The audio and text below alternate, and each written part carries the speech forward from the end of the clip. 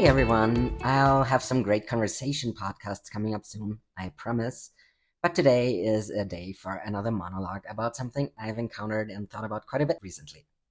Folks with young dogs either expecting what to me seems like an unreasonable amount of focus on a training task and on the handler in real world environments, and trainers working towards teaching dogs, independent of their age, that they need to enter new spaces with 100% handler focus and then be able to go into work or pattern games or something similar without skipping a beat. That's interesting to me because the other side of that same coin is that simultaneously I've seen other trainers recently who expect very little of their dogs in terms of the ability to just exist in the world. In terms of puppies or juvenile dogs, they can only go on super short outings, and when it comes to adults, a lot of the time stimulation is entirely avoided so the dog can stay relaxed at all times. To me, that sounds stressful. The reason I have dogs is so I can take them everywhere, and I really don't want to micromanage them as I do so.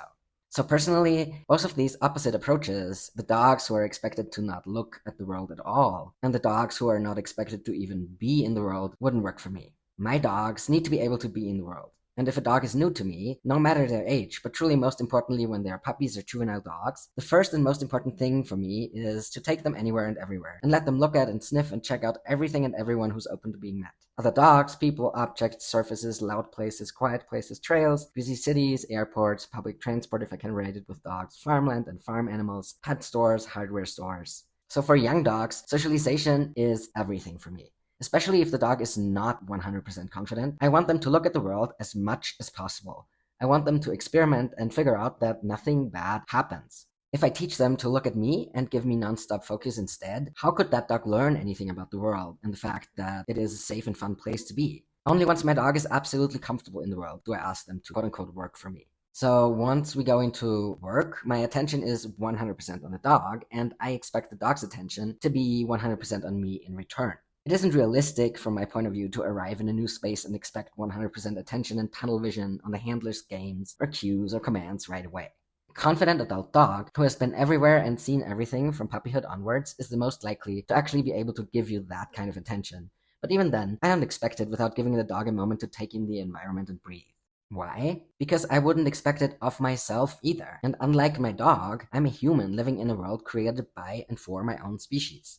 When I get to a new place, let's say I'm going to audit a dog training seminar. So I'm getting to this new place, the conference room it will be in, and I get there a little early on purpose. Ideally, the door will already be open and I can stroll into the room and walk around a little. I'll notice where the exits are, where the windows are, where the presenter will be. I'm the kind of person who likes standing out, not fading into the background. I want presenters to notice me, since the presentation will be on something I'm interested in. I wouldn't be there otherwise. Because I paid good money for my spot, I want to ask all my questions and connect with the presenter. So if I can, I'll take a seat in the front. Ideally second row, so I'm not totally exposed, but will easily be seen if I raise my hand. I also want it to be an aisle seat, so I can easily get up if I need to go to the bathroom or anything else happens that causes me to want to leave my seat fast. Like sometimes I get really hot in rooms full of people and I need to go splash cold water in my face or stand outside in a winter storm for a few minutes.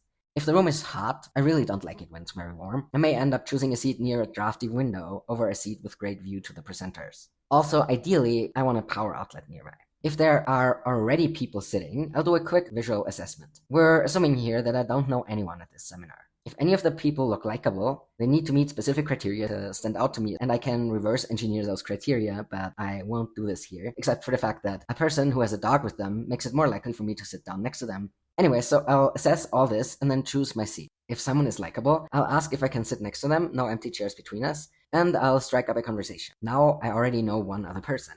If no one who is already here looks likable, I'll sit somewhere I have the aisle on one side and an empty seat on the other. Depending on my visual assessment of the folks coming into the room after me, I will smile invitingly to encourage them to sit down next to me, or pretend to look through them or look dead serious to encourage them to not sit next to me.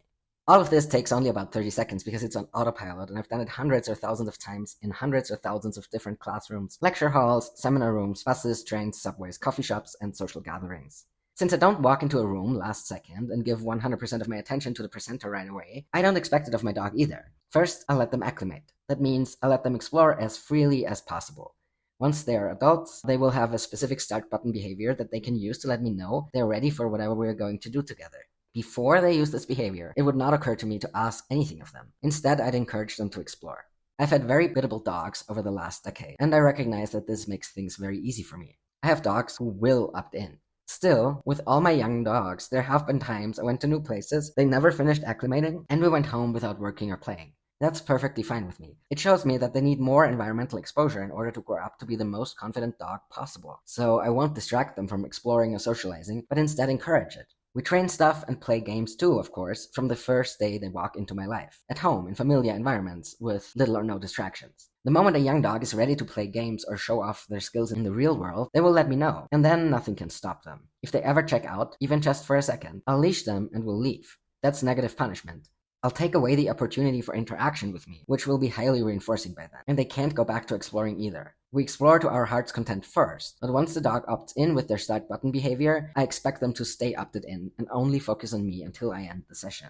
Maybe it takes us longer than the dogs of trainers with other approaches until we work in public, anywhere and everywhere. But by the time we do, I am not competing with the environment at all. I have a dog who pushes me to work and is able to maintain laser focus. That's assuming my dog is an average dog. Of course, there are always exceptions. I also have an environmentally confident dog because they got to interact with the environment so much that they have satiated on it. I won't fight to be more interesting than the environment. I won't beg my dog to play or work, which should be the same thing anyways. Playing or working with a human is a privilege, not a chore. The same goes the other way around. Playing and working with your dog should be awesome, not a chore. If it's a chore, why do it at all? It's only worthwhile if both of you are getting something out of it. And the best way to ensure this is going to be the case is to build environmental confidence before asking for anything else. That's it for today's monologue. Thoughts, questions, comments, just reach out and let me know. Also, if you have more money than you need, support my podcast by going to adventuredogsanarchy.com/support. If you like this podcast, please rate and review on Apple Podcasts and Spotify. And if you're interested in juvenile dogs, I just put my juvenile dogs Q&A up on my website as a freebie. You'll find it at adventuredogsanarchy.com/free stuff. Happy training, and I'll talk to you all in 4 weeks.